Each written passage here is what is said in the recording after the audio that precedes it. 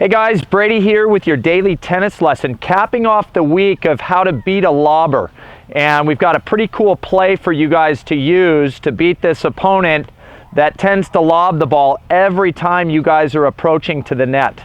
Okay, the play I want you guys to try to practice is using a slice, and whether that's off your forehand or your backhand, use the slice on the approach shot for two reasons. One, the bounce of the ball is obviously going to stay a lot lower to the ground than a topspin or flat bounce. And generally, the lobber has a much easier time hitting effective lobs against you guys if the bounce of the ball sits up for them. It's a much more manageable position for a lobber to take the ball around waist height, if not a little bit higher, to hit an effective lob. When they're trying to pick up a slice from down by their shoes, it's a lot tougher shot to hit a good lob with.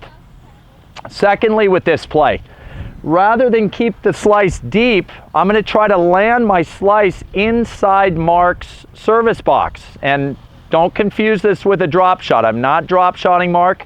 I'm just trying to hit a shorter slice to effectively shorten the tennis court.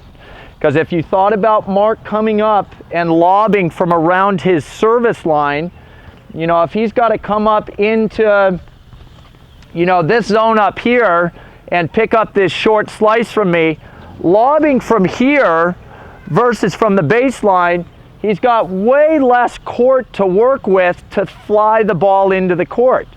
Okay, and a lobber usually likes to see a good amount of distance from where they're lobbing to where the ball ends up. So by landing the slice shorter and shortening the court, you're putting a lot more pressure on their lob for them to make it a good lob. Okay? One last thing to mention, you guys. You know, a lot of times if I'm, you know, approaching against somebody that doesn't lob, I'm not necessarily trying to end the rally on the first ball I see around the net. But this is a play because Mark's going to have to pick this shot up so quickly from a closer position.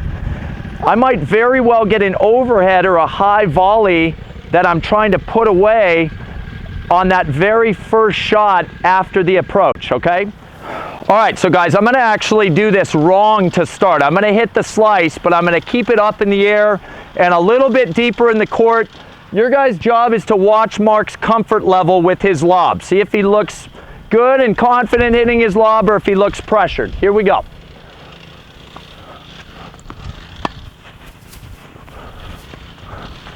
Okay, you guys can see he hit a great lob.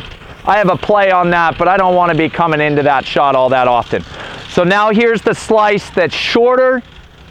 It's going to bring him in, and I'm looking to attack that next ball, okay? Here we go.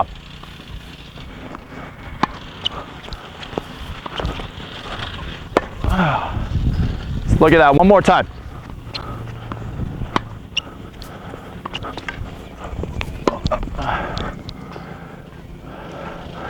Okay, so you guys can see he's a lobber, right? We're never going to just say that because I'm making it tough on him that he can't get his lob off or that it's not going to have some depth. We're just trying to make it a little easier for ourselves. So still plan on moving. You know, there's a chance they get it deep, but I think you guys will find coming in and shortening their court and keeping the ball down on them is going to make their lobs a lot less effective. Okay, so that's all I got for you guys today. Please click like below this video, and if you happen to be watching on YouTube, please subscribe to our channel. Thanks, and we'll see you guys soon.